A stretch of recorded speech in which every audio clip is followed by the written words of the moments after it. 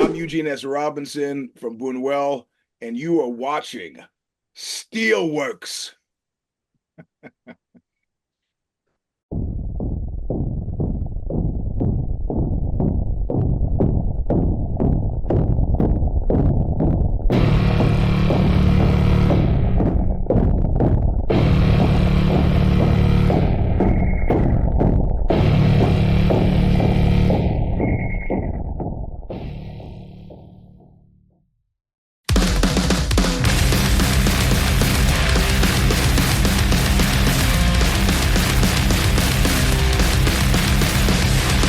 Hello and welcome to episode 27 of Steelworks. My guests today are Eugene S. Robinson and Xabier Iriondo, two of the faces behind Buñuel, a noise rock but also much more than that supergroup that I had the opportunity to catch up with to discuss their latest album, Mansuetude. Mansuetude is not just the easiest way to be introduced to the band, but also a step forward in terms of crystallization and the establishment of the band's name. It's no wonder then that the band was almost immediately invited to return to Roadburn once again in 2025 after the release of the new record. Eugene and Xabier were generous enough to skip the standard 15-minute question-answer structure and allowed for a proper talk. So here's the end result of yet another easygoing interview with yet another great band, where we talk everything about the record, the group, Eugene's OXBOW, Xabier's Afterhours, the array of legendary collaborations on Mansuetude, and band plans for the foreseeable future. Until next time, please leave a like on my videos, subscribe my channel, and follow me on social media for interviews with every sort of metal bands.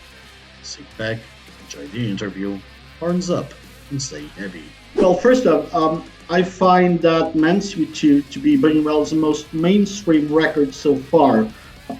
It actually seems that it's blinking an eye to a wider audience, even if unintendedly.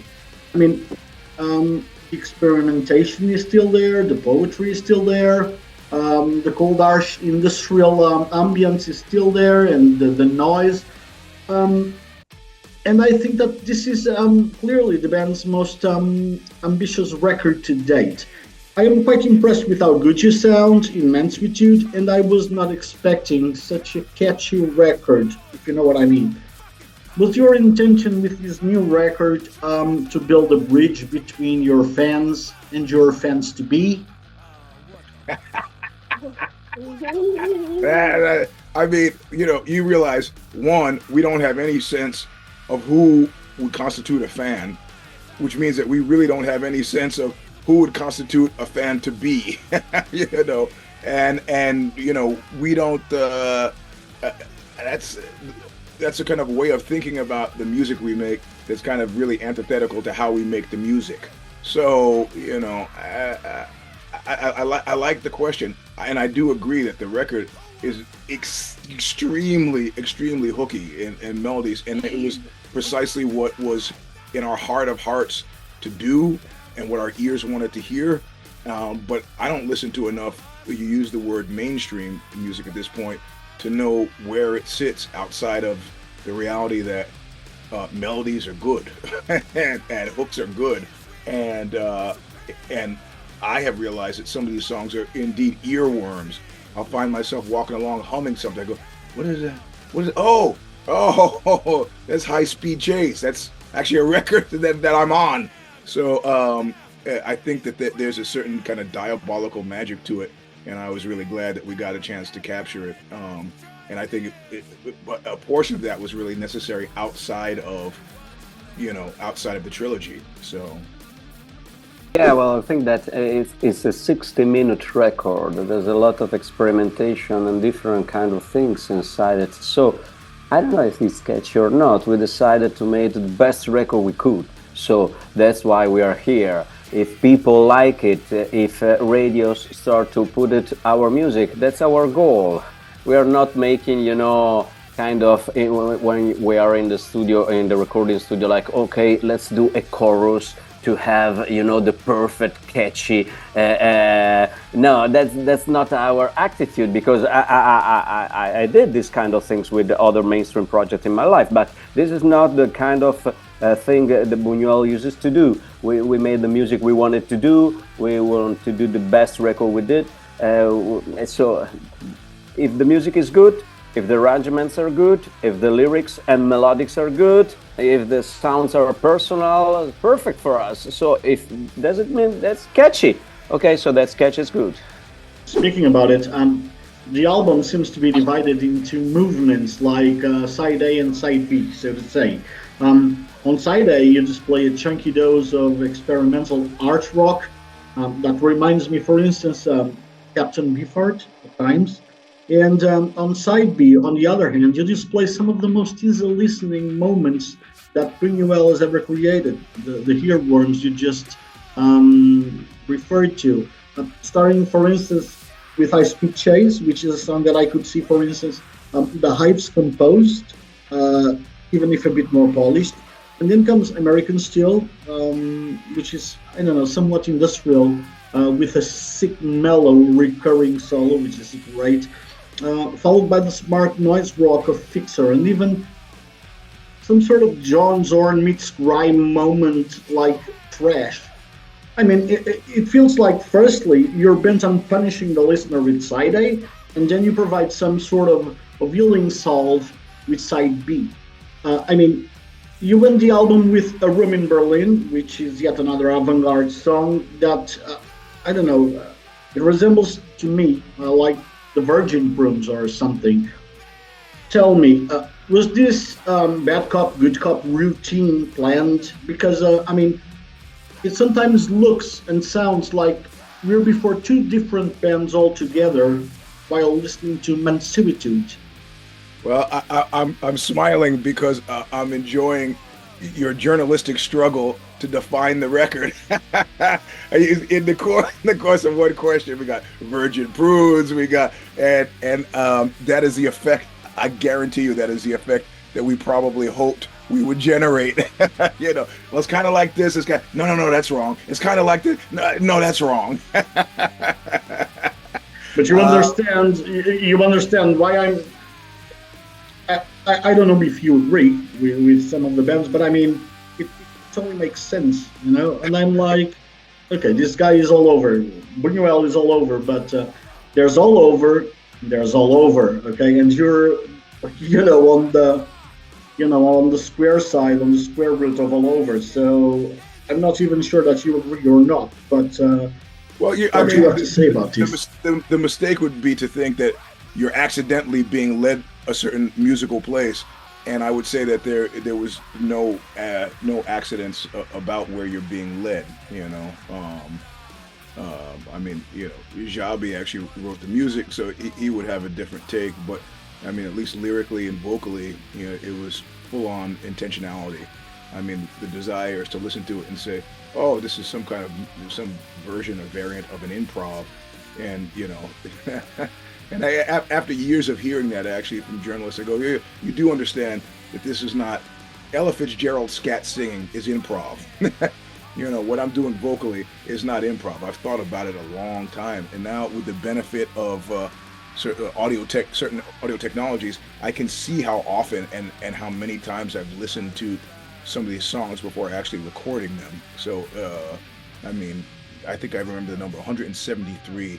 It was the average amount of listens that I did for the music that was sent to me for Mansuetude, and so that means 173 times that I'm putting together lyrically what it is I want to do and where I expect it to be, to have it sound the way it sounds according to what you heard. So, okay, and what do you have to say about this, Xabier? This kind of music we're making since a long time, but in Mansuetude I think it's more focused. So the experimental stuff, it's more experimental with a really Buñuel taste. Same thing to the fast songs, High Speed Chase or Thrash, or to the most rocky songs. So I don't know if you can find it Virgin Prunes or Beefheart or whatever.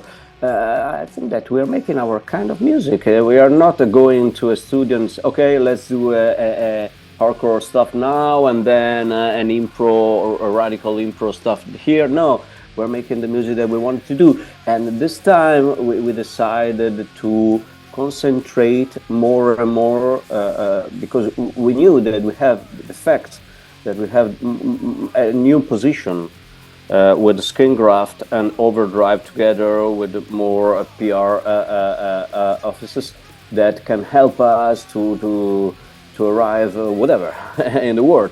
So let's have a record that is a consequence of our history and at the same time that make a big step. Buñuel is made up of a very rare mix of experienced artists, which with their own signature and story. For instance, while Eugene is the most renowned member, each one of you has his own tour de force. Not in Italy. Of course, not in Italy, of course, which makes sense. For example, Xabier has plenty of projects and even bands. Hey, listen, let me tell you. You walk down the street in Milan with Xabi, people are throwing flowers. They're like running up. Really? It's that famous in Italy. Okay, I didn't know that.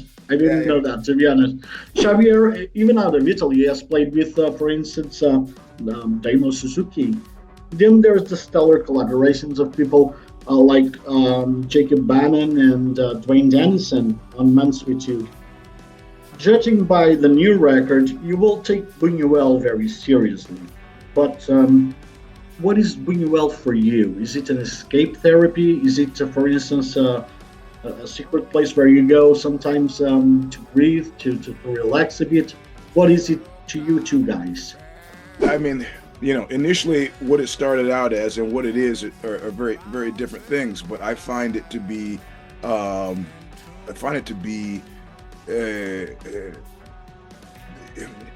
you mentioned something earlier that I think should be paid better attention to, and this is connected to kind of a previous answer.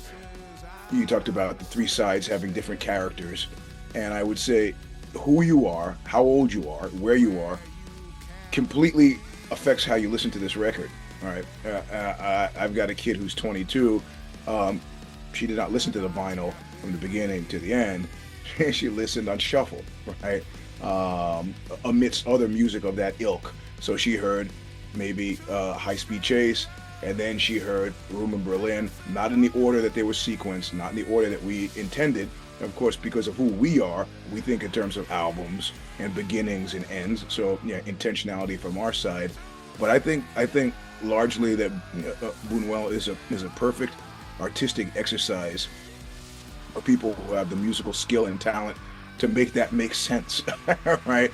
Now, I've seen bad art made by good people, but I think in this instance, given our facility with the form, what we've discovered is that we're making really phenomenal art.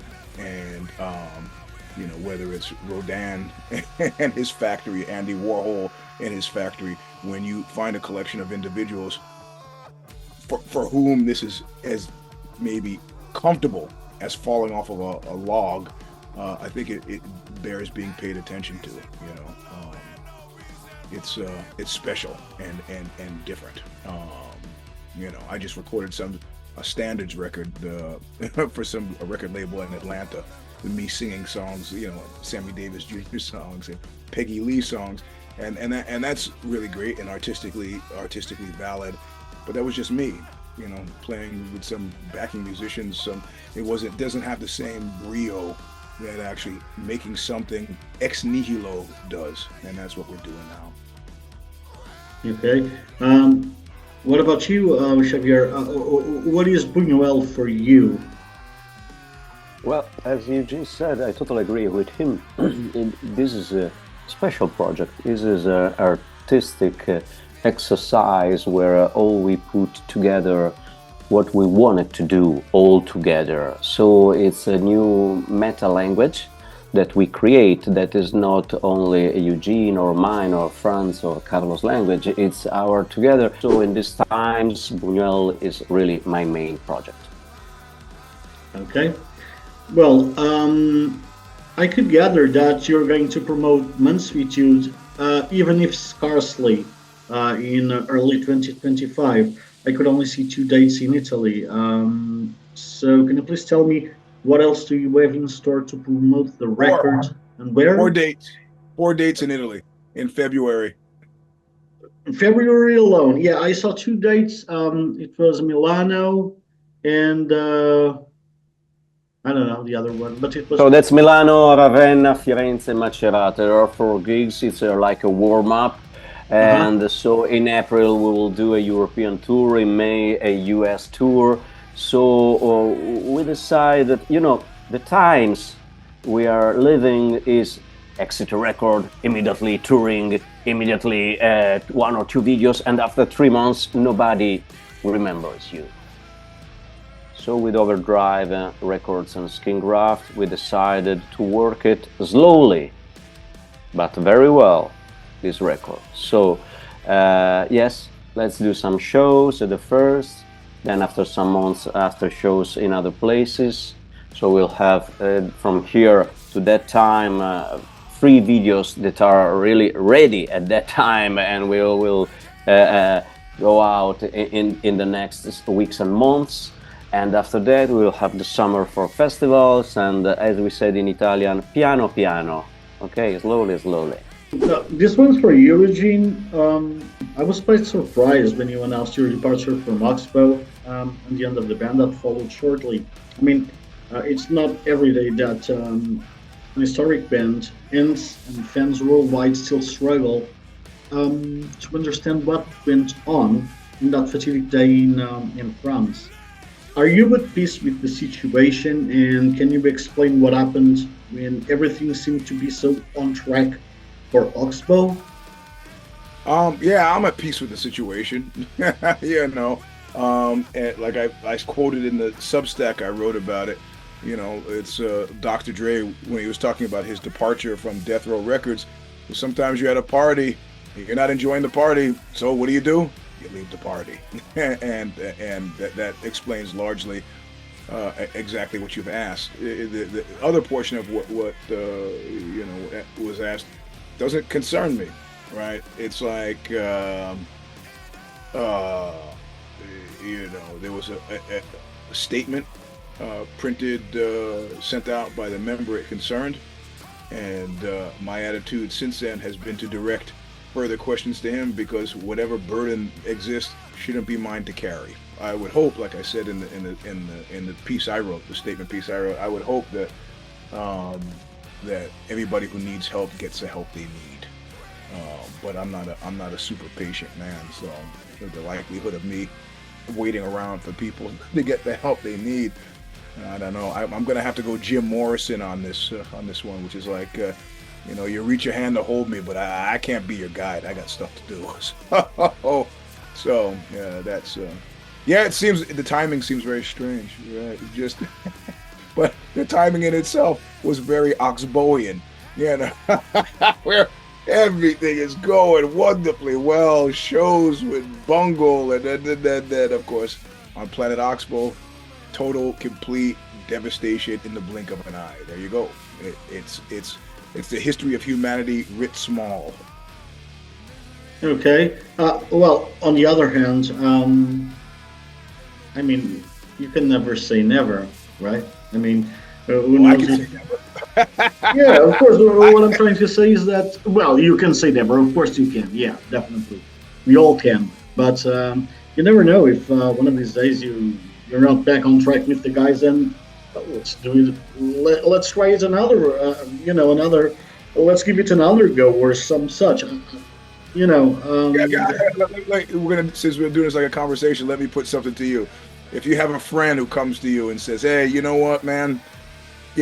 I used to be a murderer, but I'm finished with this murder thing now. So we should be friends again. We should hang out."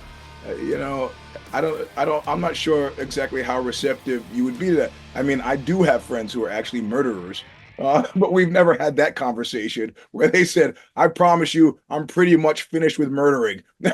I go, wait, you promised me that you're pretty much not exactly finished. I mean, so I don't know, man. Yeah, you could never say never. But and I mean, murder is not what happened in the case of Oxbow.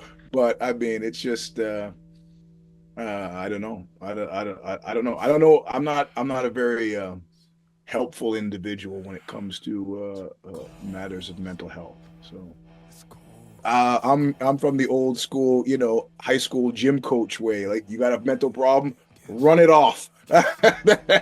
Right.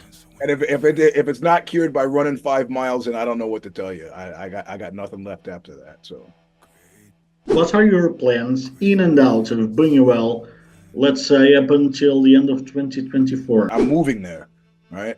I'm moving to Spain. What about what about other projects? Do you have something in mind? Yeah, I mean, we all do, you know. So Buñuel is the first order of business for me. But on November 15th, which is next week as well, Mansion, this electronica project that I did with Manuel Liebskin, that comes out on A Tree in the Fields Records. So that's kind of cool. Xabi's got some other band that I'm really digging on. I can't, of course, pronounce the name. So Ifumi, is that it? Yeah. Yeah. I did it right. Yeah, you did it right. So they're good. Ifumi. That's the river, no? Fiumi? Yeah, River? the rivers. The rivers. The rivers. Ifumi. Okay. Yeah. Yeah. So, and this is all. I mean, this is the cool thing. I love listening to everybody else's other projects because I was like, oh, we could steal that and do that and part, you know. So we are the, you know, Ouroboros, the snake that eats its tail, right? So this is, I mean, and I think that's the way things work best, ideally. I remember reading this thing about Alex Van Halen's book, and he was talking early on that they had a policy, absolutely no outside projects, and he thinks that the fall of the band was when Eddie played guitar on the Michael Jackson song. Yeah. And I was like, come on, that's not, it makes your music richer in my mind. So, but for Alex, that was a defining moment. So, what do you know? Okay. What about you, Xavier? Do you have anything planned outside Buñuel up until the end of the year? Yeah, I usually play in different bands at the same time since I was in my 20s. So it's normal for me to have different kind of things to do because I decided one time when I was 22 to not put in the project that I was playing in. It was Afterhours, that band that became a mainstream band in Italy. But at the same time, at that time, I decided to put some other things that I wanted to have in my life, in music, in other projects. So it was normal for me from that time continue to explore different things. So not putting all my energies, fantasies only in one project. So yes, I have some solo things that I'm using to do with my health self-made prepared instruments. So I have a duo with Franz that is called Mank, and it's more an avant-garde, completely avant-garde electroacoustic project. So I have some pop rock band like Ifumi, other ones coming. So it's normal for me, but as I told you, my principal and main band and it's Buñuel, and so I say that in the next 2025 you will see not only in April in Europe or in May in US, but we will continue to have some shows in the summertime, then in the fall time. So it was normal for us to have, this focus on the Buñuel stuff and Mansuetude stuff. But after that, started to recording some new stuff for Buñuel too. Because, it's normal for you. Now you're listening to Mansuetude for the first time, but we finished like 2 years ago, man. So, and now it started. Now the new life for us is to compose at the same time when we all go to live on stage to play Mansuetude and all our catalog songs, to record, compose, and record new stuff. And that's what we are in now, in this moment. Also, I would say if you're going to be in San Francisco in the next 3 hours, I got a show with Lydia Lunch. With Lydia. Yeah. You're going to play with Lydia Lunch in 3 hours. Yeah, in 3 hours. Yeah, so I got to end the interview and shave and put on some clothes. Man, I really did need to know that, But okay, you go do your thing, sure. I've never attended a Olivia Lunch performance. Oh, it'll be great. It'll be great. Yeah, I love her. I Great. love her as a performer. I just never, watched her live. Yeah. Is playing today in Portugal. If you want to come in the next 3 hours or so, Who? Chelsea Wolfe. Ah, I know you're ah, aware of her. So yeah, she's yeah, yeah, playing yeah. Porto today. Yeah, yeah. The unreleased Oxbow record, the one that we're working on, we finished this summer right before everything blew up. We asked her to be on it, and she was like, "Oh, I love you guys, but I'm busy and I'm on tour." And I was like, "All right, well, that was cool. At least she wasn't like Eugene who." Yeah, but I mean that would be some hell of a story, right? Yeah, That of would be course. some story, of course. Yeah, yeah. Yeah.